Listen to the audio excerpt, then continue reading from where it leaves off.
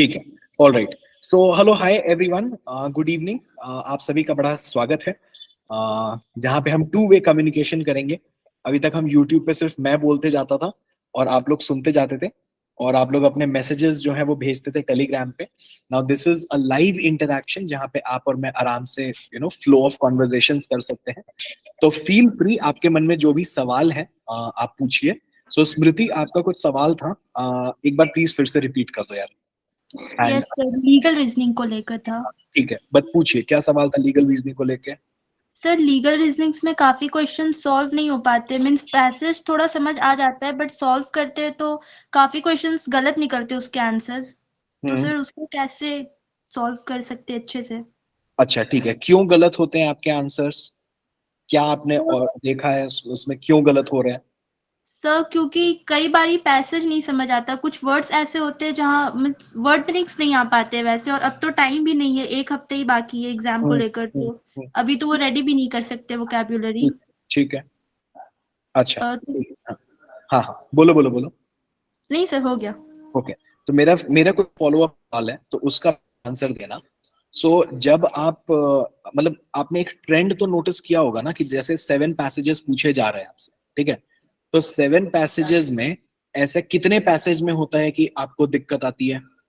Sir passages तो 6 है ना? चलो ठीक है, 6 पैसेज, 6 7 यस सर। पैसेज जो भी, मतलब एट एन एवरेज आपको कितने पैसेजेस में डिफिकल्टी आती है? सर एक दो पैसेज होते हैं डिफिकल्टीज। एक या दो पैसेज होते हैं, मतलब eight and yes sir. Average अगर देखा जाए, ठीक है? यस ठीक, sir. Okay, cool cool cool. देखो, तो एक एडवाइस जो मैं आपको दूंगा वुड बी कि जब हम लोग एग्जाम लिख रहे हैं ना, so not all the questions we need to attempt. हमको कुछ क्वेश्चंस, कुछ पैसेजेस जो है वो हमको छोड़ने भी है। जैसे क्रिकेट में आप हर बॉल को नहीं हिट करते हो, वैसे ही यहाँ पे भी आपको सारे पैसेजेस करने की जरूरत है नहीं। नाउ इस पे एक इंपॉर्टेंट चीज क्या आपको समझनी है कि there might be certain things which are easy. कुछ है जो कि इजी होंगे, कुछ होंगे जो थोड़े से डिफिकल्ट होंगे, और कुछ होंगे बहुत डिफिकल्ट। तो जो बहुत डिफिकल्ट है ना उनको छोड़ दो, इट इज ओके। देखो, मेरा आइडियल टारगेट जो है ना वो अराउंड 90 के करीब जाना चाहिए। 90 95 questions I have to attempt out of 120। Okay, तो अगर मेरे को 5 क्वेश्चन लीगल के छोड़ने पड़ रहे हैं, एक पैसेज दो पैसेज का, कोई बात नहीं। अब मान लेते हैं कि तुम कह रहे हो कि 2 पैसेज हमारे 10 क्वेश्चन तो सर नहीं छोड़ सकते यार, क्योंकि बाकी में भी छोड़ना पड़ेगा कुछ तो ठीक है। लाइक फॉर दैट मैटर, अभी जब मैंने लीगल रीजनिंग स्टार्ट किया तो उसमें मेरे को कोई एक पर्टिकुलर टॉपिक दिखा, जो कोई एक पैसेज मिला जो मुझे नहीं समझ में आ रहा है, ठीक है? अभी के लिए उस पैसेज को छोड़ देते हैं। Let me go to the easier ones. पहले सारे इजी इजी पैसेजेस जो तुमको लग रहे हैं, जो तुमसे बन सकते हैं, जो समझ में आ रहे हैं, पहले वो कर लो। एट द एंड जब तुम्हारे सारे सेक्शंस खत्म हो जाएंगे ना, देन यू कम बैक, अगर टाइम बचा तो तुम इन पैसेजेस के ऊपर वापस से आ जाना। दिस इज एन अप्रोच जहां पे कि आप अपने एफर्ट्स को ऑप्टिमाइज कर दिए, आपने अपने अटेम्प्ट्स को ऑप्टिमाइज कर दिया कि देखो बॉस, मैंने अपना बेस्ट दे दिया है लीगल सेक्शन में भी। कैसा है कि हमको ना सारे के सारे, जैसे कैसा होता है कि अगर हम किसी से लड़ने जा रहे हैं, ठीक है, ऐसे समझ लो, if you are going to fight someone, there will be certain easy battles, there will be certain difficult battles. कोई हमसे ज्यादा फिजिकली स्ट्रांग हो सकता है तो डिफिकल्ट बैटल है, तो मैं वहां पे ना उससे लड़ाई नहीं करूंगा, साइड से निकल जाऊंगा, ठीक है? अगर कोई मेरे से ज्यादा ऐसा आ गया है, कोई ज्यादा बलशाली है, कोई ज्यादा मेरे से फिजिकली स्ट्रांग है, तो मैं तो भाई उससे लड़ने वाला नहीं, मैं साइड से निकल जाऊंगा, ठीक है? That is what I am going to do. लेकिन जो कोई मेरे से वीक है, ठीक है, जो मेरे को पता है कि इससे अगर मैं लड़ा तो इसको तो मैं पीट पाट के निकल जाऊंगा, मैं उससे तो डेफिनेटली लड़ लूंगा। Exactly what you have to do in CLAT paper also, कि जो इजी सेक्शंस हैं, जो इजी पैसेजेस हैं, जो इजी टॉपिक्स हैं, उनको आप सबसे पहले कर लो, उनको निपटा लो, अपने अटेम्प्ट्स को मैक्सिमाइज कर लो, जहां की मेरे को पता है कि मेरा नेगेटिव भी कम हो रहा है और मैंने अपने सबसे ज्यादा क्वेश्चंस कर लिए, उनको देख लो। उसके बाद जो टाइम बचता है ना, वो आप बाकी सेक्शंस में लगा सकते हो, शायद वहां पे आप उतना स्कोर जो है वो मैक्सिमाइज कर लो। द पॉइंट इज, मैं सम अप करने के लिए मैं यही कहूंगा कि इस चीज से परेशान मत हो कि अगर मुझे कोई एक पैसेज नहीं आ रहा है लीगल में, तो वो मुझे क्यों नहीं आ रहा है। कोई बात नहीं यार, अगर आ गया और आपने सारे आंसर कर दिए तो आपको सुप्रीम कोर्ट का जज नहीं बना रहे वो, ना ही हाई कोर्ट का जज बना देंगे। ठीक है, वो बस खाली 5 नंबर 4 नंबर ही मिलने हैं। और लेकिन अगर वो भी गलत हुए तो आप क्या कर रहे हो, you end up losing a lot of time and you also end up losing marks, जो कि हमको नहीं करना है। ठीक है Smriti, so I think last moment के लिए यही आपके लिए टिप रहेगा कि how you should maximise. Yes sir. Devesh, Devesh यार you can speak up if you want, आप अनम्यूट करके बात कर सकते हो यार, लिखने की जरूरत नहीं है। मुस्कान, चलो भाई मुस्कान को भी एडमिट कर लिया। अच्छा लाइब्रेरी में हूँ सर, बोल नहीं सकता। भाई तुम लोग तो बड़े सारे कंपटीशन सब लाइब्रेरी में बैठे हुए हैं। ठीक है, क्या क्वेश्चन है भाई, 55 से 60 आ रहे हैं, 80 हो सकता है क्या? देखो बिल्कुल हो सकता है, और मैं आपको बताता हूँ 80 होने का सबसे बड़ा रीजन और सोर्स जो है वो रहेगा आपका करंट अफेयर्स। अभी इनफैक्ट थोड़ी देर पहले मेरे को टेलीग्राम पे किसी स्टूडेंट का मैसेज आया हुआ था कि सर मेरा ना करंट अफेयर्स में नंबर ही नहीं बढ़ रहा है, मैं 10-12 नंबर के अराउंड स्कोर कर पा रही हूँ। मैंने उससे भी वही कहा, मैं यहाँ पे भी आपको भी वही कहूंगा। देखो करंट अफेयर्स एक ऐसा सोर्स है, एक ऐसा सेक्शन है जो कि कंप्लीटली आपके हाथ में है। ठीक है, या तो वो आपको आता है या वो आपको नहीं आता है। हमने टॉप 100 करंट अफेयर्स की सीरीज की है, हमने प्रैक्टिस किए हैं, हमने क्वेश्चंस किए हैं। One of the biggest reasons as to why मैंने यूट्यूब पे एक सीरीज इसको स्टार्ट की थी और क्वेश्चंस प्रैक्टिस कराया था, इज बिकॉज मैंने देखा था कि लोग, बाकी एजुकेटर्स जो टीचर्स हैं यूट्यूब पे पढ़ा रहे हैं, वो खाली थ्योरी पढ़ा देते हैं, क्वेश्चंस प्रैक्टिस बहुत कम करा रहे थे पैसेज बेस्ड। तो मैंने कहा कि नहीं, इस वॉइड को भर देते हैं। हमने वो करके रखा हुआ है। अगर आपने वो अटेंड किया है ग्रेट, अगर आपने नहीं भी अटेंड किया है, अभी आपके पास कम टाइम है, 24 पार्ट्स उसके हो चुके हैं, एक मंडे को होके वो कंप्लीट होगा वो सीरीज। ठीक है, तो एक मैं आपको ये बता देता हूं कि what you should be doing is कि आप उस पर्टिकुलर सीरीज को जो है फास्ट फॉरवर्ड करके देख लो, भले आप उसको म्यूट कर लो, और आप बस जल्दी जल्दी जल्दी टॉपिक्स देखो और जल्दी जल्दी उसके क्वेश्चंस को देख लो कि किस टाइप के क्वेश्चंस मैंने बनाए हैं, फ्रेम किए और पूछे हैं, तो किस टाइप के क्वेश्चंस आपसे पूछे जा सकते हैं। सो करंट अफेयर्स में अगर आप इस पॉइंट इन टाइम पे, देवेश मैं आपसे भी बात कर रहा हूँ, इन जनरल भी बोल रहा हूँ कि अगर आप मान लो करंट अफेयर्स में, क्योंकि अराउंड 30 मार्क्स का करंट अफेयर्स आएगा, अगर आप मान लो 10 नंबर 12 नंबर के अराउंड हो और आप 10 नंबर इंक्रीज करते हो, जो कि हो भी जाएगा, उसका सबसे बड़ा रीजन होने का ये है कि देखो there are 6 to 7 topics only जिससे कि क्लैट आपसे पूछ पाएगा। ठीक है, उनको भी 6 से 7 इंपॉर्टेंट टॉपिक्स जो है वही आपसे पूछने हैं।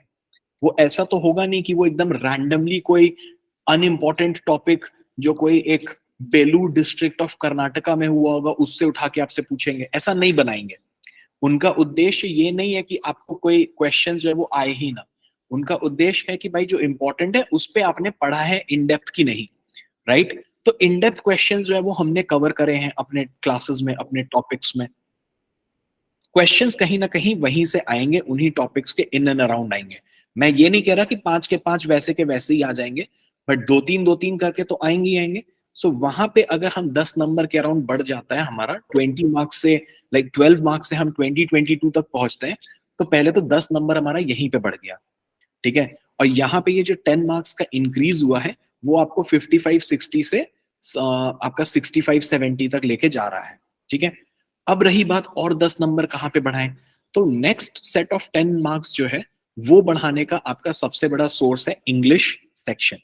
इंग्लिश सेक्शन क्यों? क्योंकि वहां पे अगर आपको क्रिटिकल रीजनिंग में दिक्कत हो रही है तो मैं बोलूंगा क्रिटिकल को थोड़ा सा कम समय दे देना, क्योंकि क्रिटिकल को समझना बहुत इंपॉर्टेंट है उस सेक्शन को।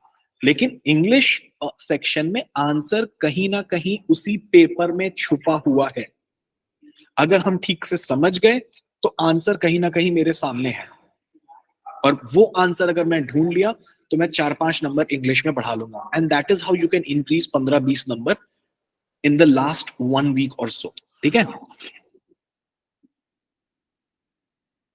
सर, यस सर, काफी वीडियोस देखी है ऑलरेडी सीरीज की। ओके सर, लीगल में 16 आते हैं, उसको 24 तक कैसे लेकर जाऊं? ओके ठीक है, लीगल रीजनिंग के सेक्शन में लीगल रीजनिंग के सेक्शन में, ठीक है, ध्रुवी आप इसके बाद अपने को अनम्यूट करके क्वेश्चन पूछ लेना, ठीक है। हाँ, तो लीगल रीजनिंग सेक्शन में अपने मार्क्स को बढ़ाने के लिए क्या कर सकते हो? देखो, सबसे पहले क्या है ना, जब लीगल सेक्शन को खोलते हो तो पहले एक ग्लांस दो कि पैसेज किसके ऊपर है। क्रिमिनल लॉ पे है, टॉर्ट के ऊपर है, कॉन्स्टिट्यूशन पे है, कॉन्ट्रैक्ट के ऊपर है। कुछ अगर पढ़ा है, उस सब्जेक्ट के अराउंड अगर हमने कुछ पढ़ाई करी है, तो वो तो आपको डेफिनेटली अटेम्प्ट करना चाहिए।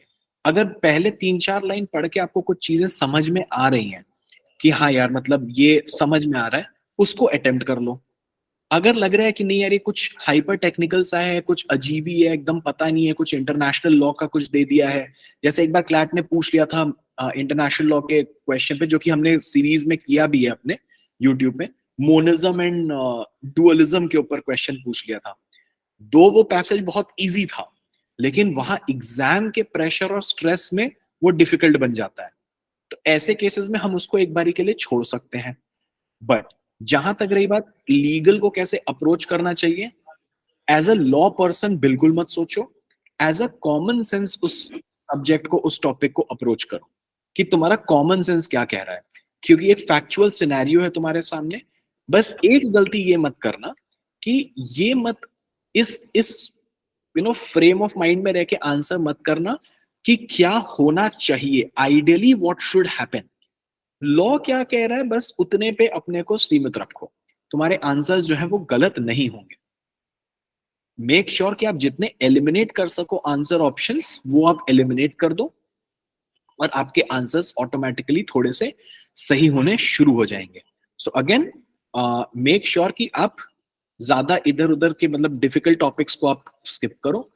इजियर टॉपिक्स के जो क्वेश्चंस है उनको आप अप्रोच करो, but logical frame of mind से, कि आपका लॉजिक क्या कहता है, आपका कॉमन सेंस जो है वो क्या कहता है। ठीक है, ध्रुवी बताओ यार, what is your question?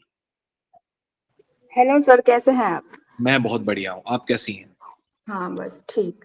Sir मेरा क्वेश्चन ये था कि लीगल में जैसे कॉन्ट्रैक्ट है या कॉन्स्टिट्यूशन है या आईपीसी है, वो तो पढ़ा हुआ होता है, तो उसके हाँ, क्वेश्चन तो आसानी से सॉल्व हो जाते हैं। बट लाइक बिल्कुल। लास्ट ईयर के क्वेश्चन में आया था सरोगेसी के बारे में, इलेक्ट्रोलर बॉन्ड के बारे में, फिर इंटरनेट शटडाउन के बारे में, तो वो तो कभी पढ़ा ही नहीं था। तो उसके क्वेश्चन सॉल्व करने में प्रॉब्लम आती है, क्योंकि उसके एसेंशियल नहीं पता है हमको, कब अप्लाई होता है कब अप्लाई नहीं होता वो भी नहीं पता है। तब उसके क्वेश्चन सॉल्व करने जाते हैं तो फिर माइंड में से जो एसेंशियल होता है वो चले जाता है, तो वो याद नहीं रहता, तो क्वेश्चन रॉन्ग हो जाता है। तो वो कैसे डील करे उसको, जो टॉपिक्स नहीं पढ़े हैं लीगल में? तो वो एसेंशियल्स क्यों नहीं याद रहते हैं, मुझे पहले ये बताओ। व्हाट इज द स्ट्रेस की वजह से, एग्जाम का। अच्छा, एग्जाम के स्ट्रेस के कारण। देखो, हाँ while you are in the examination या आप मॉक लिख रहे हो, एंड आई एम श्योर कि आप लोग कल 2 बजे से 4 बजे एक मॉक लिखोगे, तो ये मेरा सजेशन है आप सभी के लिए कि कल 2 बजे से 4 बजे अपना एक मॉक जरूर लिखना, ठीक है। बट एग्जाम के समय जो स्ट्रेस होता है, हमें कीप सिपिंग सम वाटर, ठीक है, कुछ पानी वगैरह जो है वो थोड़ा पीते रहो, थोड़ा स्ट्रेस को काम डाउन करो। देखो, जब भी एंड इसीलिए मैं क्या कह रहा हूँ कि जो कि मैंने पहले भी कही है, मैं फिर से एक बार क्विकली रिपीट कर देता हूँ। जैसे इंटरनेट शटडाउन पे एक क्वेश्चन आ गया, एक पैसेज आ गया, ठीक है, सरोगेसी के ऊपर आ गया, या फिर कुछ भी ऐसे जो हमने नहीं पढ़ा हुआ है, कुछ लीगल करंट अफेयर्स के पॉइंट ऑफ व्यू से कुछ क्वेश्चन जो है वो आपके आ गए, ठीक है। हाँ तो ऐसे पैसेजेस को हम एक बारी के लिए, जब मैं लीगल स्टार्ट कर रहा हूँ ना, तो मैं इन पैसेजेस को मार्क करके रख दूंगा कि इसको मैं एंड पे करूंगा। ओके। पहले मैं सारे इजी इजी जितने हो रहे हैं, अब मान लो 6 पैसेज हैं, 3 पैसेज नहीं बने मुझसे, कोई बात नहीं है, घबराना नहीं है। वहां पे बोलना 3 पैसेज बने ना लीगल के, ग्रेट। अब मैंने लीगल सेक्शन कंप्लीट किया, now I will go to some other section, say for example mathematics या क्रिटिकल या इंग्लिश, जो भी मेरा पेंडिंग है, मैं उस सेक्शन पे चला गया। एंड उस सेक्शन पे जाने के बाद मैंने उसके, से फॉर एग्जांपल इंग्लिश के से 5 पैसेज हैं, ओके, तो मैंने उस 5 में से 4 पैसेज कर लिए, एक मैंने उसमें भी छोड़ दिया। तो ये सब करते करते जो है, आप पहले जितने आपसे बन पा रहे थे आपने मैक्सिमाइज कर लिया। मेजॉरिटी ऑफ द स्टूडेंट्स गलती कहाँ करेंगे, मेजॉरिटी स्टूडेंट्स वहां पे हार जाते हैं जब वो आपका उन्हीं डिफिकल्ट पैसेजेस पे अपना माथा फोड़ते रहते हैं कि अभी स्टार्ट किया है तो अभी खत्म करके, मतलब एक ना बैटल हो जाती है कि एक ईगो पे बात आ जाती है कि अरे कैसे नहीं करेंगे सॉल्व, कैसे नहीं होगा हमसे सॉल्व। वो नहीं करना। You have to be like कि यार ठीक है 3 नहीं बना कोई बात नहीं, जब लास्ट में आपके पास समय बचेगा ही बचेगा, जब आपके पास लास्ट में टाइम बचेगा तो उस समय एक बार फिर देख लेना कि भाई अब तो डू एंड डाई है। तो माइंड भी उस समय ना फिर वैसे ही रहेगा कि ठीक है डू एंड डाई सिचुएशन है। अच्छा अब उसमें भी 5 क्वेश्चन है, 5 क्वेश्चन में अगर 2 भी बन गया तो खुश रहो कि चलो 2 क्वेश्चंस तो जो है वो बन गए हमारे। अगर 3 क्वेश्चंस बन गए बी वेरी हैप्पी, और कोशिश करो कि देखो कि अगर कॉमन सेंस के बेसिस पे आंसर करके निकल जाता है तो वेरी गुड, अगर नहीं निकल पाता है तो कोई बात नहीं। और अब मान लेते हैं कि टुवर्ड्स द एंड हम देखते हैं कि हमारे टोटल 7 पैसेजेस जो है वो बच गए across all the sections, English के, क्रिटिकल के, लीगल के, तीनों के मिला के 7 पैसेजेस जो है वो बच गए। अब इसमें ना तुम्हारा माइंड तुमको उस समय तक ये बता देगा कि तुम कितने क्वेश्चंस या कितने पैसेज कर पाओगे, क्रिटिकल वाला बन पाएगा या लीगल वाला हो पाएगा या इंग्लिश वाला हो पाएगा। Out of all the 3 sections कौन सा तुम कर पाओगे ये तुमको तुम्हारा माइंड बता देगा। तो मेक श्योर कि फिर उसी वाले को जाओ, और से फॉर एग्जांपल उसमें अगर 2-3 भी बन पाते हैं, जितना पूरा टाइम देके 2-3 बन गए ग्रेट, उतना बनाओ खत्म करो।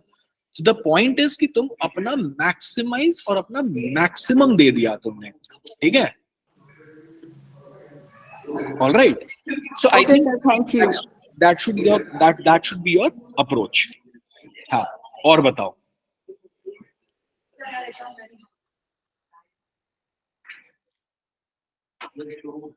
अनुष्का, अहमद, मुस्कान बताओ यार, आप लोग के सवाल बताओ। स्मृति, हाँ यार स्मृति अनम्यूट करो, बोलो बिल्कुल यार। सर क्वांटिटेटिव टेक्निक को कैसे अप्रोच करेंगे अगर दोनों पैसेजेस डिफिकल्ट हो तो? ठीक है, गुड क्वेश्चन। देखो when you start your paper, जब आपको क्लैट का पेपर मिलेगा ना आपके सामने, तो when you open up the question booklet, make sure you do 2 things.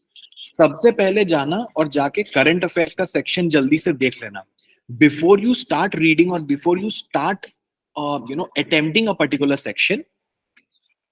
सबसे पहले करंट अफेयर्स को देख लेना कि करंट अफेयर्स में क्या क्या पूछा गया है। अब देखो मेरे हिसाब से द अप्रोच इज कि मैं आता हूं Smriti, I will answer your mathematics वाला क्वेश्चन, डोंट वरी, मैं थोड़ा सा एक्सटेंडेड आंसर दूंगा बट एक इंपॉर्टेंट टॉपिक है ये। So what will happen is कि जब मैंने करंट अफेयर्स वगैरह देख लिया तो मुझे ना जितना ये स्ट्रेस होना था ना कि यार मेरे को करंट अफेयर्स में या तो सब कुछ आता है, I will be very happy, मेरा थोड़ा स्ट्रेस कम होगा, या मुझे लगेगा यार करंट अफेयर्स कुछ आ ही नहीं रहा है, ये तो पता नहीं क्या क्या टॉपिक्स दे दिए हैं तो मैंने पढ़े ही नहीं है, तो स्ट्रेस ऊपर जाएगा। आई वॉन्ट कि ऑल द स्ट्रेस जो है वो स्टार्टिंग में आ जाए, क्योंकि उसके बाद आप अपने को ना काम डाउन करते हो, बोलते हो कि चलो ठीक है अब मेरे को। और सेकंड चीज क्या करना, करंट अफेयर्स देखने के बाद मैथमेटिक्स में चले जाना। मैथमेटिक्स में देख लेना कि यार पैसेजेस देख के इजी लग रहा है डिफिकल्ट लग रहा है, कैसे समझ में आएगा इजी है कि डिफिकल्ट है, वो भी मैं आपको बताता हूँ। जैसे नंबर्स बहुत लंबे बड़े हैं, ठीक है, मिलियंस, बिलियंस, ट्रिलियंस, लिखा हुआ है 382, but then it is in billions and millions and trillion, ऐसे कुछ आपको लग रहा है, कुछ डेसिमल पॉइंट्स है 382.35, इस टाइप के बहुत ज्यादा कैलकुलेटिव टाइप के क्वेश्चंस होंगे। अगर बहुत ज्यादा कैलकुलेटिव और डिफिकल्ट सा लग रहा है तो हमको पता है कि भैया मैथमेटिक्स में ज्यादा टाइम नहीं देना है, क्योंकि वो 10 मिनट में फिर हम नहीं कर पाएंगे। अगर मान लो दोनों ही टॉपिक्स जो है हमारे डिफिकल्ट आ जाते हैं मैथमेटिक्स में, द एफर्ट शुड बी कि क्या हम उसमें से एक को अप्रोच करके उसके कुछ क्वेश्चंस को सॉल्व कर पाते हैं कि नहीं। लेकिन अगर आपको लग रहा है कि नहीं यार दोनों ही काफी डिफिकल्ट आ गया है, तो उसके बाद ये ब्रेक डाउन करके देखो कि क्या उसमें कोई सिंपल सा क्वेश्चन है जो मैं डायरेक्टली ज्यादा बिना मेहनत के या बहुत ज्यादा टाइम के, क्या मैं कुछ क्वेश्चंस, 2 क्वेश्चन ही सही, बट क्या मैं वो 2 क्वेश्चन बेसिक कैलकुलेशन के बेसिस पे आंसर कर सकता हूं या कर सकती हूँ। If the answer is yes, do that and be happy कि चलो 2 हो गया। इफ द आंसर इज कि नहीं यार इसमें तो होगा ही नहीं, ये पूरा का पूरा कैलकुलेट करना पड़ेगा, क्योंकि डेटा इंटरप्रिटेशन के साथ सबसे बड़ा प्रॉब्लम यही होता है कि आपको सॉल्व पूरा करना पड़ता है। आप अगर पूरा सॉल्व नहीं करोगे तो दिक्कत होगी। लेकिन अब मान लो कि एक डेटा सेट दिया हुआ है हमारे सामने, और उस डेटा सेट में ऐसा मान लेते हैं कि उस डेटा सेट में आपके कुछ ऐसे क्वेश्चंस दिए हैं विच इज से फॉर एग्जाम्पल परसेंटेज ग्रोथ बताना है आपको, ठीक है, इस साल में कुछ इतने नंबर्स थे, अगले साल में कुछ इतना हुआ परसेंटेज ग्रोथ। तो अब मेरे को ना बस वो 2 ही साल को कैलकुलेट करना है, ठीक है, परसेंटेज ग्रोथ के लिए कि कितना ग्रो किया। ये एक बेसिक परसेंटेज कैलकुलेशन है। ये सवाल तो आप कर सकते हो, तो इसको कर लो बिना पूरा कुछ सॉल्व किए। तो यही कह रहा हूं, just look out to individual questions. क्या उसमें कोई ऐसा इजी सा इंडिविजुअल क्वेश्चन है? If yes do it, if no कोई बात नहीं, बिल्कुल स्ट्रेस मत लो, छोड़ दो, and then go back to your other sections.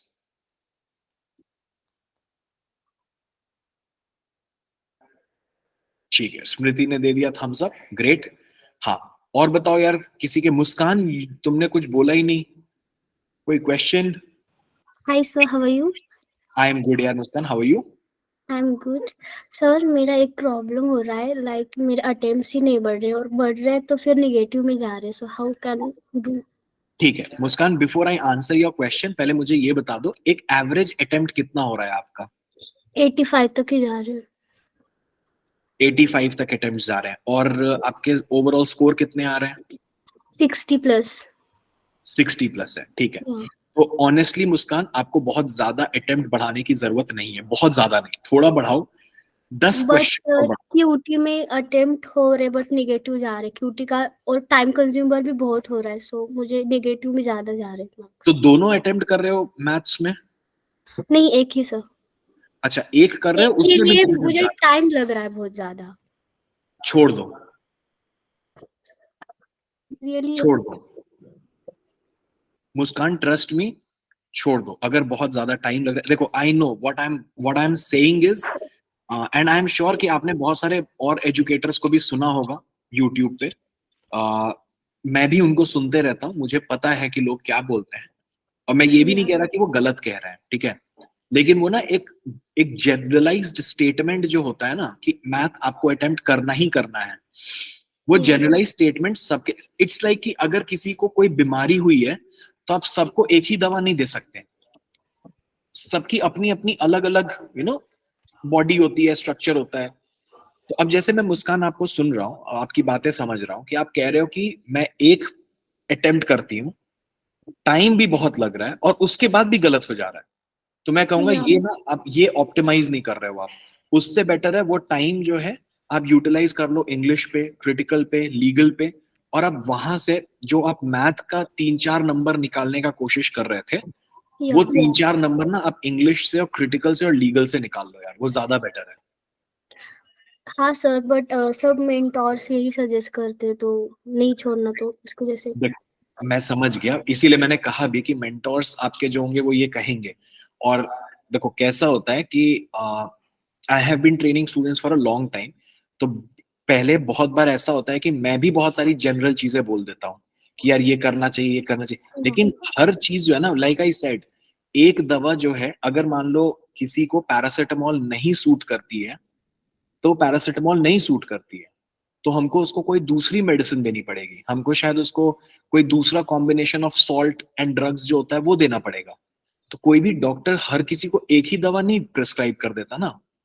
Yes sir, right. तो इसीलिए मैं आपको कह रहा हूँ, and this is something which is very personal to you, मैं वही कह रहा हूँ कि अगर बहुत ज्यादा टाइम लग रहा है, अगर आप 10-12 मिनट दे रहे हो एक पर्टिकुलर सेट को मैथमेटिक्स में, और उसके बाद भी आपका गलत ही हो रहा है, तो वो 10-12 नंबर देना या 10-12 मिनट देना जो है वो बिल्कुल भी वर्थ नहीं है। So you should not do that. उसकी वजह से मेरे लीगल के पैसे भी छूट रहे। देखो बेटर है जो कि आते हैं वही भी 2 तो लिटरली छूट रहे मेरे।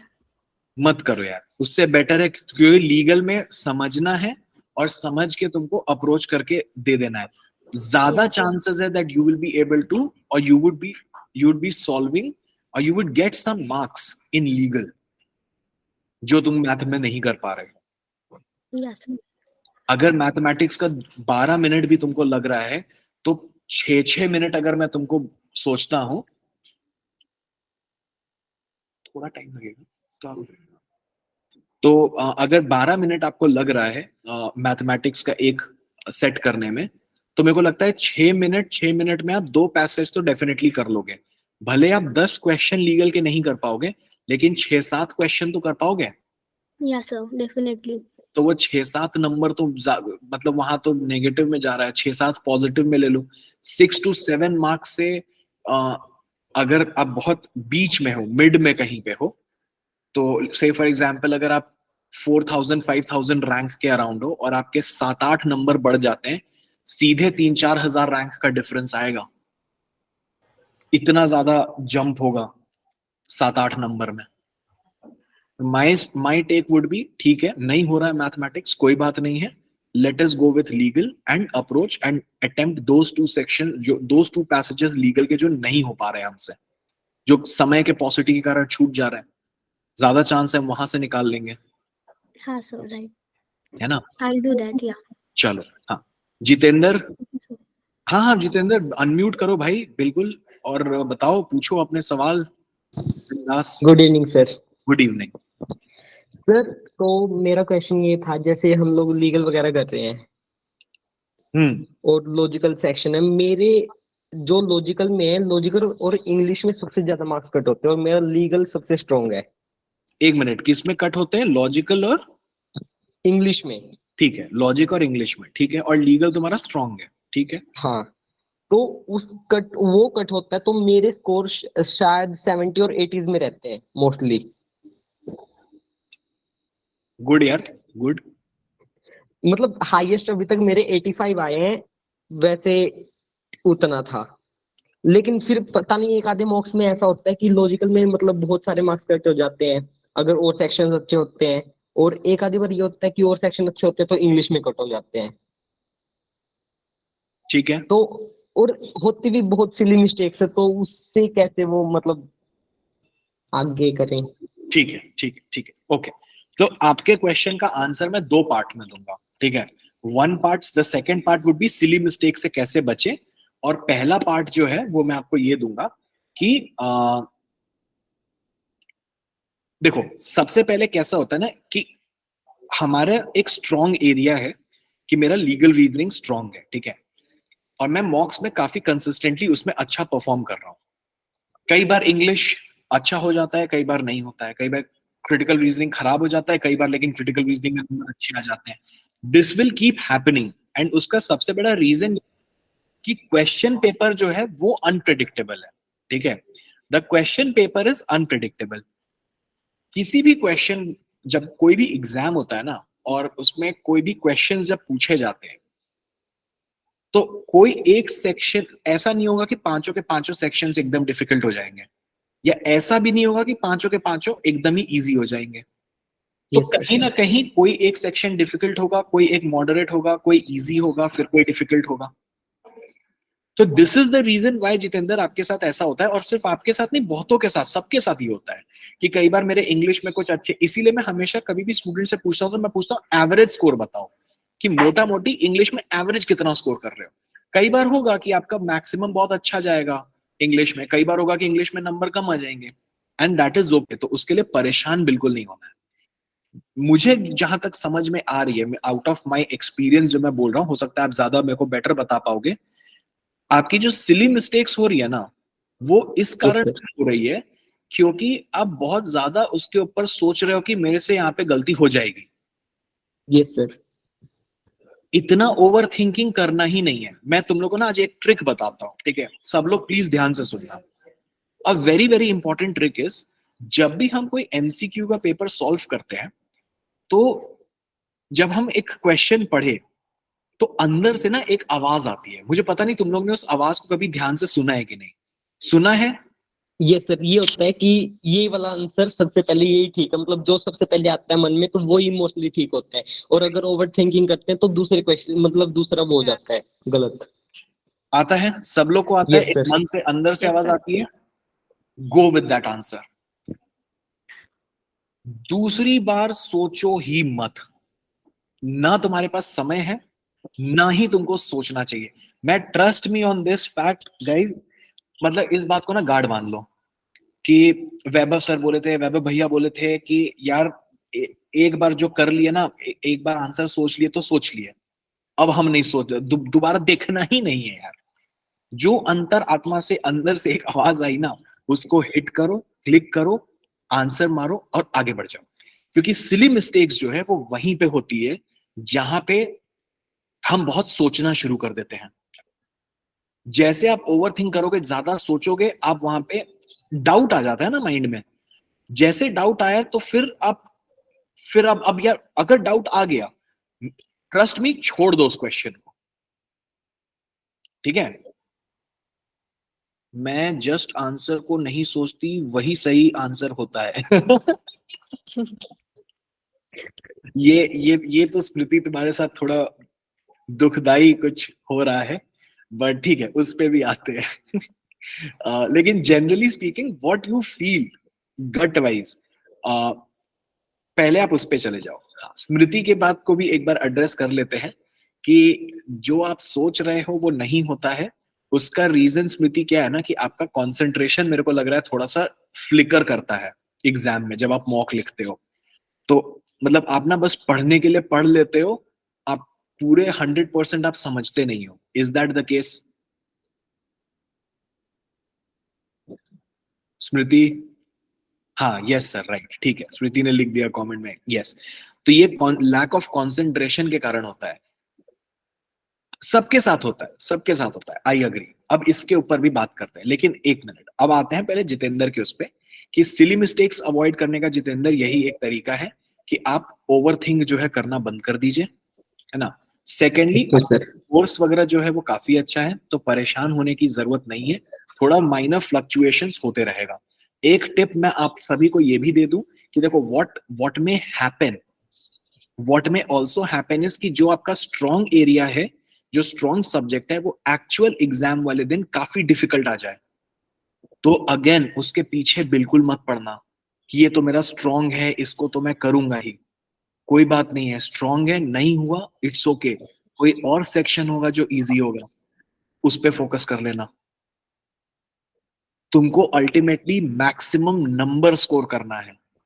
लीगल में सबसे ज्यादा आ जाए ऐसा कोई जरूरी रिक्वायरमेंट नहीं है, you just have to maximise your score, ठीक है, बस उस ना है, ठीक है।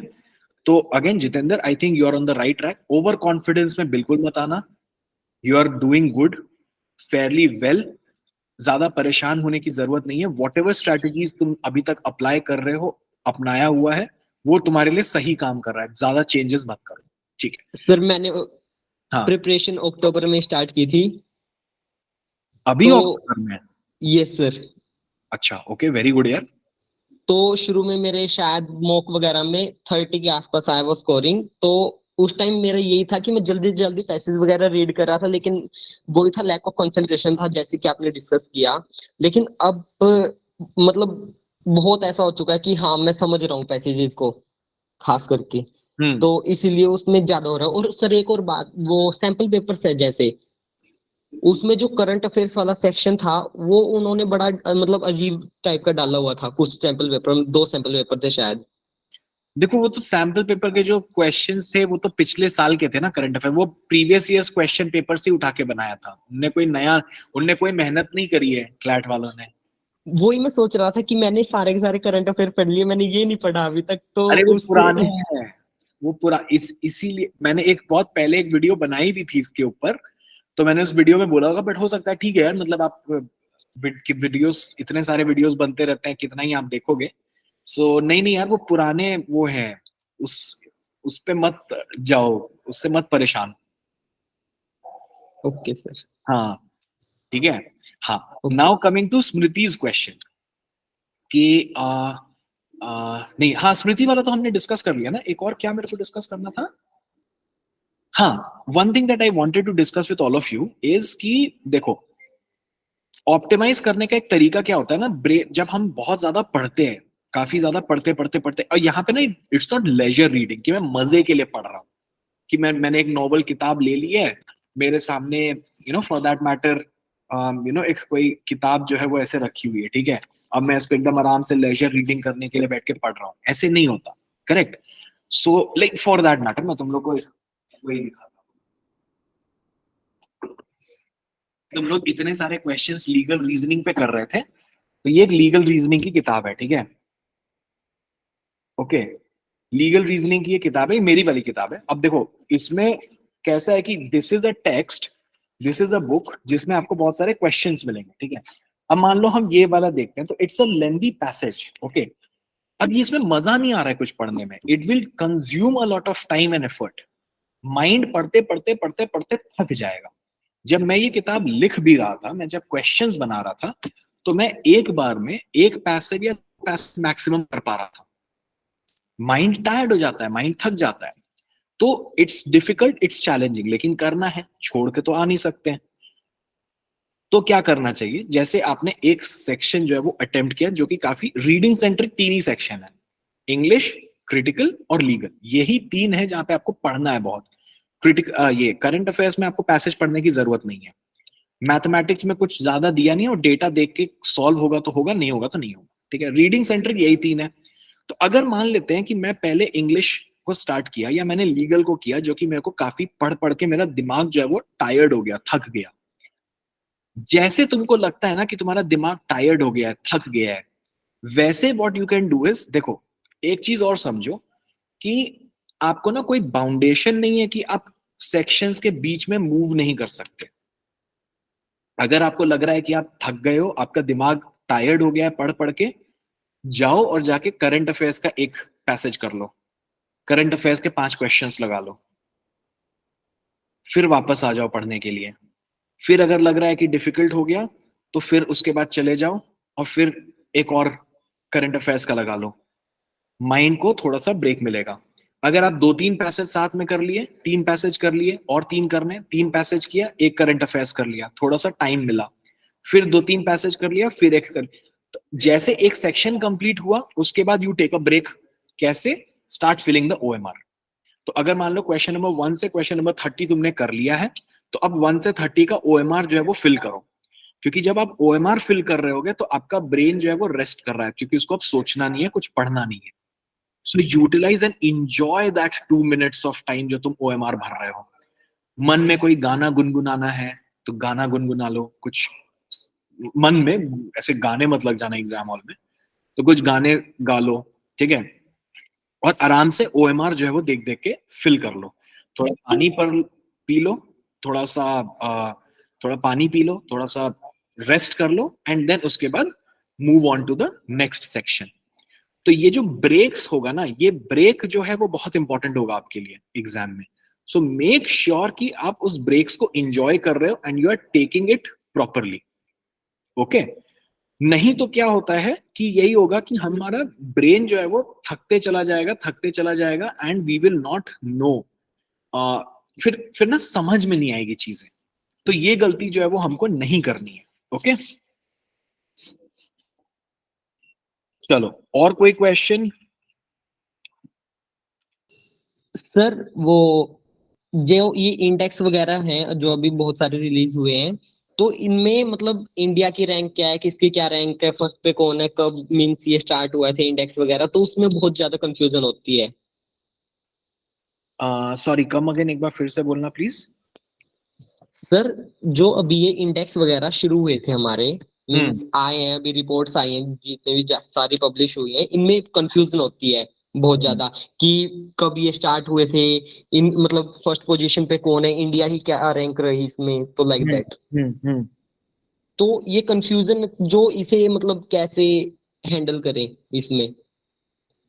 हाँ, तो इसको कैसे हैंडल करोगे? ऑल राइट, सो देखो इसको हैंडल करने का ना एक बहुत सिंपल सा तरीका है कि एग्जाम से, लाइक 3 दिसंबर को एग्जाम है, तो एक 1 दिसंबर और 2 दिसंबर को तुम बैठ के ना शॉर्ट टर्म मेमोरी में जो तुमको डालना है वो 1 एंड 2 दिसंबर, 2 दिसंबर को शाम के बाद तो कुछ मत पढ़ना, 5 बजे के बाद एकदम आराम से सब लोग सब कुछ छोड़ छाड़ के अपने बस एंजॉय करना, थोड़ा कुछ देखना, अपने जिटर्स को थोड़ा काम डाउन करना और अच्छे से फैमिली के साथ टाइम स्पेंड करना, ठीक है। बट 1 तारीख को और 2 को इवनिंग तक शॉर्ट टर्म मेमोरी में तुमको जितना डालना है ना, वो इंडेक्सेस उस समय कर लेना, क्योंकि वो इमीडिएट वही होगा कि कल तुमको याद रहेगा। कंफ्यूजन्स होना बहुत लाजमी है, ये सिर्फ तुमको नहीं होगा, ये सबके साथ हो रहा होगा, तो उसके लिए ज्यादा परेशान नहीं होना है। उस समय आंसर आ जाएगा, जो एग्जैक्ट आंसर आपने पढ़ा होगा कहीं ना कहीं, थोड़ा सा कंसंट्रेशन रखना, थोड़ा ध्यान रखना, वो ऑटोमेटिकली तुमको उस समय पे याद आएगा, तो ज्यादा उसके लिए चिंता मत करो। और सर लास्ट वाले डेज में मतलब टेंशन वगैरह बहुत हद से ज्यादा हो जाती है, मतलब एंजाइटी वगैरह ऐसे। ये तो देखो, दीपक ने भी यही क्वेश्चन पूछा, लास्ट डेज में मॉक्स के स्कोर लो होने से बहुत डिमोटिवेशन हो रहा है, इससे कैसे डील करें। देखो कैसा होता है ना कि आपका फाइनल डे जो है will never be dependent upon just 1 day of your preparation journey. आपने जैसे जितेंद्र ने कहा मैं अक्टूबर से स्टार्ट किया, दीपक ने शायद उससे पहले से स्टार्ट किया होगा, स्मृति ने और पहले स्टार्ट किया होगा। तो अगेन आपका जो फाइनल डे का स्कोर है वो केवल 26 नवंबर और 28 नवंबर और 30 दिसंबर के प्रिपरेशन पे नहीं डिपेंड करता है। It is never 1 days performance, depends on final day. D day पे जो हुआ वो हुआ, वो 1 दिन का खेल है, 2 घंटे का खेल है, लेकिन जो आप उसके लिए जर्नी और जो आपकी प्रिपरेशन रही है वो क्यूमुलेटिवली दिखेगी। विराट कोहली अगर आईसीसी वर्ल्ड कप में जाके एक सेंचुरी बनाता है तो वो सिर्फ इसलिए नहीं बना पाता है कि उसने 3 दिन पहले मैच से बहुत अच्छा प्रैक्टिस सेशन किया था, वो इसलिए बना पाता है क्योंकि वो कई सालों से प्रैक्टिस करते आ रहा है। सो अपने को काम डाउन करने का सबसे बेस्ट तरीका है अपने से बातें करो, अपने को ये बात बोलो कि देखो आज भले मेरा कम नंबर आ गया हो मॉक में, कोई बात नहीं, कल शायद मेरा ज्यादा नंबर आ जाएगा, कल नहीं भी आए, मेरा 3 दिसंबर को एक्स नंबर आ रहा है। खुद को ये बात बोलो, ये नहीं कि आ जाएगा, आ रहा है। आई एम स्कोरिंग 80, 85 बोल लो, एक नंबर बोलो, I am scoring 85 on 3 December CLAT के पेपर में, यही बोलो खुद को। अरे मेरा आ रहा है यार, 85 तो स्कोर करूंगा मैं। ये कॉन्फिडेंस, भले मन में कॉन्फिडेंस नहीं हो, खुद को बार बार बोलते रहो। वो 3 इडियट्स मूवी है ना जिसमें वो बोलता था all is well, all is well, all is well, उससे पता है एक बहुत अच्छी सीख मिली थी मुझे। वो एक्चुअली वही बताया था वो कैरेक्टर कि दिल जो है ना बहुत डरपोक होता है, उसको डरा के रखने से कोई फायदा नहीं है। उसको काम डाउन करके बोलो सब ठीक है भाई, तू आराम से, तू चिल रख, तू ठंड रख, तू मिट्टी पा, तू आराम से रह, सब बढ़िया, नो वरीज, डोंट वरी। अपने आप तुमको वो कॉन्फिडेंस जो है वो ना आने लगेगा। और ये चीज मेरी लिख के ले लो कि आपकी फाइनल डे का जो स्कोर है ना वो 1-2 दिन के प्रेपरेशन पे नहीं डिपेंड करता है। 1-2 दिन के प्रेपरेशन से कुछ नहीं होता है किसी का, वो आपने पहले कितना किया है और क्या किया है वो आप जानते हो, और उस हिसाब से ही आपको वो रिजल्ट उस दिन मिलेगा। तो अभी के टाइम पे डीमोटिवेट होने का कोई पॉइंट है नहीं। और जब भी डीमोटिवेशन या डीमोटिवेटेड ऐसा होने लगे, फील होने लगे, घर से निकलो, दौड़ के आओ, एक जॉगिंग करके आओ, कोई फिजिकल एक्टिविटी कर लो, ठीक है। सर पास्ट ईयर तो बहुत ज्यादा आसान थे, इस साल भी आसान आएगा? किसने कह दिया कि इस साल क्लैट जो है कुछ बहुत ज्यादा डिफिकल्ट पूछने वाला है? इस साल भी पेपर आसान ही आएगा, घबराना ही नहीं है अपने। अपन ने तैयारी करी है, इस बार भी पेपर इजी आना है। Yes sir. मैं कह रहा हूँ इस बार का पेपर इजी आएगा, लिख के ले लो मेरे से। सर फैमिली लॉ शायद, ना मैं लिख के साइन करके भेज दूंगा, इस साल का पेपर इजी आने वाला है। सर फैमिली लॉ है जो शायद मीन्स पिछले 4 सालों से फैमिली लॉ से 2-2 क्वेश्चन आ रहे हैं लीगल रीजनिंग में। तो फैमिली लॉ इटसेल्फ बहुत इंपॉर्टेंट हो जाता है। मतलब एक पैसेज वो लोग हिंदू मैरिज एक्ट से दे रहे हैं, एक पैसेज स्पेशल मैरिज एक्ट से दे रहे हैं। देखो इस साल स्पेशल मैरिज एक्ट से आने का ना एक और सबसे बड़ा रीजन है बिकॉज सेम सेक्स मैरिज वाला जो इशू रेज हुआ था, उसके कारण वो स्पेशल मैरिज के ऊपर एक पैसेज जरूर बना सकते हैं, ठीक है, बन सकता है। तो हाँ, एक पैसेज का तो डेफिनेटली लग रहा है कि हो सकता है वो। और सर जो इलीगल एज के मॉक्स वगैरह होते हैं उसमें मीन्स क्या कहते हैं, लीगल रीजनिंग में पता नहीं कहाँ कहाँ से जो मीन्स जो हमारे 6 टॉपिक दे रखे हैं कंसोर्शियम ने, उसमें से कुछ मीन्स आता है, लेकिन वो लोग ऐसे ऐसे टॉपिक्स लाते हैं जैसे मेडिकल नेग्लिजेंस तक चले जाते हैं, वो अंदर तक जाते हैं, मतलब बहुत डीप जाते हैं वो लोग। देखो उसके ना दो रीजंस है। दो रीजंस क्या है कि एक, क्लैट भी कहीं से भी पूछ लेता है, जैसे क्लैट ने पास्ट में पूछ लिया कि फॉर दैट मैटर क्लैट ने पास्ट में पूछ लिया सरोगेसी के ऊपर से या फिर इंटरनेट शटडाउन के ऊपर से। तो कहीं कहीं से भी वो लोग क्वेश्चंस पूछ लेते हैं, तो काफी ज्यादा एक वो होता है कि कहीं से भी आता है तो बच्चों को प्रिपेयर करके रखो, ठीक है। दूसरा होता है कि जब आपको एंड दिस इज अगेन, जब आपको बच्चों को बहुत ज्यादा मॉक्स देने पड़ते हैं ना, कि आप काफी ज्यादा मॉक्स सॉल्व करो एज अ, कि बच्चे ज्यादा मॉक्स सॉल्व करें, तो द क्वालिटी ऑफ क्वेश्चन भी आप कहाँ से बनाओगे, तो आपको कहीं ना कहीं इधर उधर निकलना ही पड़ेगा। तो वो भी एक फ्लिप साइड है। तो बहुत ज्यादा उस सबसे परेशान नहीं होने की जरूरत है। मान के आप यही चलो कि क्लैट कंसोर्शियम आपको एज अ लॉ एक्सपर्ट नहीं देख रहा है, तो बहुत ज्यादा इन डेप्थ टाइप के सवाल नहीं पूछेगा। अगर पूछ भी लिया तो वो एक पैसेज होगा और वो एक पैसेज छोड़ देना, ज्यादा इतना दिमाग नहीं लगाना, ठीक है। पीयूष कह रहा है मॉक में मार्क्स कम आते हैं बट पीवाईक्यू में confidence high and score increase हो जाते हैं, व्हाट शुड आई डू? पहले तो घबराओ ही मत पीयूष। मॉक्स जो है वो एक सजेस्टिव लिस्ट होता है, एक सजेशन होता है कि इस टाइप का पेपर आ सकता है। एक्चुअल पेपर जो है वो आपके आएंगे जिस तरीके से पीवाईक्यू ही पूछा गया था, तो वो सिंपल ही आएगा, घबराओ मत। मुझे पता नहीं तुम लोग कहाँ से मॉक्स वगैरह सॉल्व कर रहे हो, कौन कितना डिफिकल्ट मॉक्स बना के दे दिया है कि तुम लोग इतना घबरा गए हो, बट ऐसा कुछ नहीं होने वाला है। 3 दिसंबर पेपर बहुत सिंपल आएगा, बहुत प्रिडिक्टेबल सा रहेगा, इजी होगा, जो तुम आराम से सॉल्व कर पाओगे, ठीक है। तो घबराने की जरूरत नहीं है, प्लीज मत घबराओ, ओके। और इसके और जो क्वेश्चंस, स्मृति 1 मिनट, जितेंद्र 1 मिनट। क्या है हमको देखना है, क्या लॉजिकल रीजनिंग के क्वेश्चंस। स्मृति क्या आपका सवाल है यार, वो पूछ लो। सर लॉजिकल रीजनिंग में क्वेश्चंस जैसे ये रहते हैं, which of the following if true would most weakened the author's argument या स्ट्रेंथन द ऑथर्स आर्ग्यूमेंट। तो सर ये क्वेश्चंस थोड़े डाउट रहते हैं ये सारे क्वेश्चंस में, तो इसे कैसे सॉल्व किया जाए? देखो इसको सॉल्व करने के लिए ना, आपको सबसे पहले एक काम ये करना कि जब भी आप कोई क्रिटिकल का पैसेज उठाते हो, तो ना पहले उसके क्वेश्चन टाइप्स देख लो कि क्या क्या क्वेश्चन टाइप्स पूछे गए हैं। एक पैसेज में 4-5 क्वेश्चंस पूछता है जनरली, यस सर। ठीक है। तो पहले क्वेश्चन टाइप्स देख लो, अगर तुमको दिख रहा है स्ट्रेंथनिंग वीकनिंग आर्ग्यूमेंट है, तो तुमको पहले तो, अब तुमको पैसेज पढ़ने से पहले पता चल गया कि मेरे को आर्ग्यूमेंट तो ढूंढना है कि इसमें आर्ग्यूमेंट क्या है, ठीक है। और आर्ग्यूमेंट क्या होता है? आर्ग्यूमेंट इज जस्ट कि तुम किसी को कुछ कन्विंस करने का कोशिश कर रहे हो। अगर मैं तुमसे कुछ आर्ग्यू कर रहा हूं स्मृति, तो like for example if I am arguing, अगर मान लो मैं तुम्हारे से ये आर्ग्यू कर रहा हूं कि Travis Head is the best batsman in the world, even, या Babar Azam is a better batsman than Virat Kohli, ठीक है। बहुत कंट्रोवर्शियल स्टेटमेंट दे रहा हूं मैं, ठीक है, लेकिन फिर भी मैं तुमको कन्विंस करने की कोशिश कर रहा हूं कि भाई बाबर आजम ज्यादा बेटर बैट्समैन है।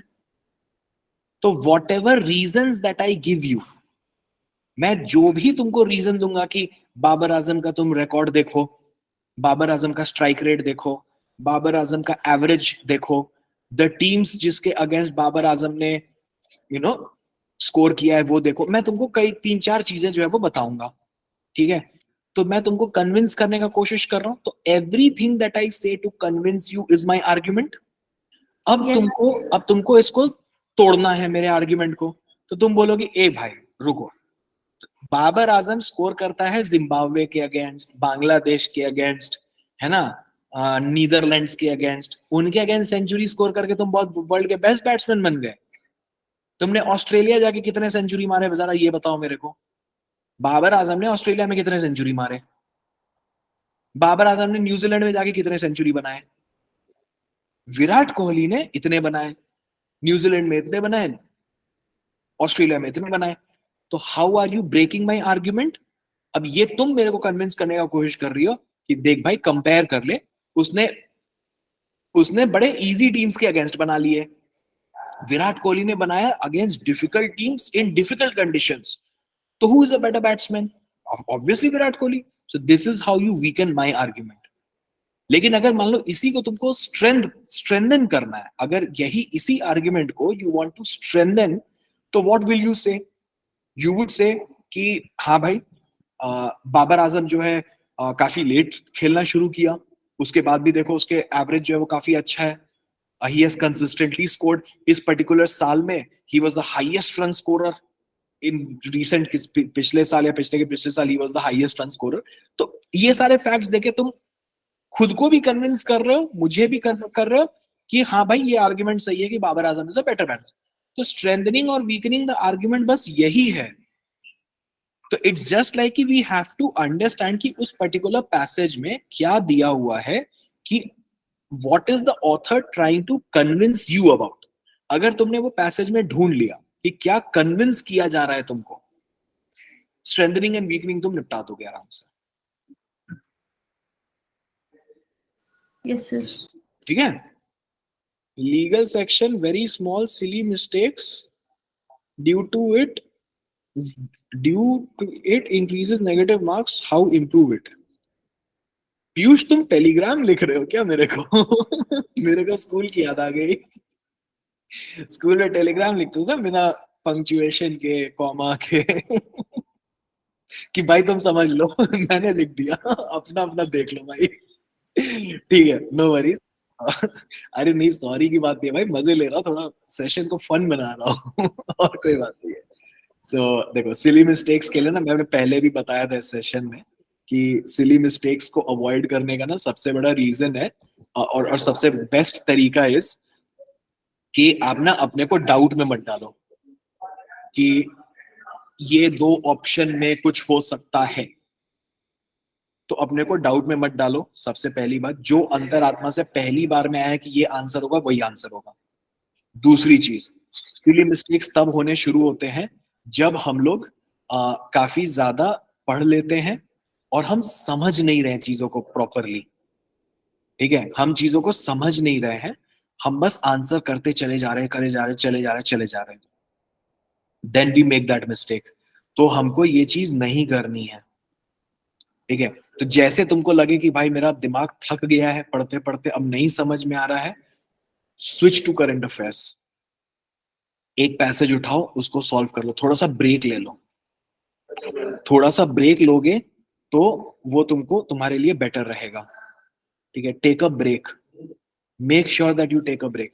सो जैसे आपने ब्रेक लिया, यू आर लाइक कि चलो ठीक है बॉस, थोड़ा सा माइंड फ्रेश होगा, फिर तुमको समझ में आना शुरू होगा और आप अपने सिली मिस्टेक्स को कम कर दोगे. शोभित, आप कुछ बोलना चाहते थे? आई think last question for today. हम कल फिर मिल लेंगे, मेरे को कोई दिक्कत नहीं है. हाँ बोलो शोभित. सर क्लैट के लिए अच्छा स्कोर क्या हो सकता है? अरे ये एकदम सही सवाल है लास्ट में कि भैया पूरी रामायण खत्म हुई, मेरे को ये बताओ लक्ष्मण जी कौन थे? ठीक है शोभित. सर देखो, यू नो एक अच्छा स्कोर जो है,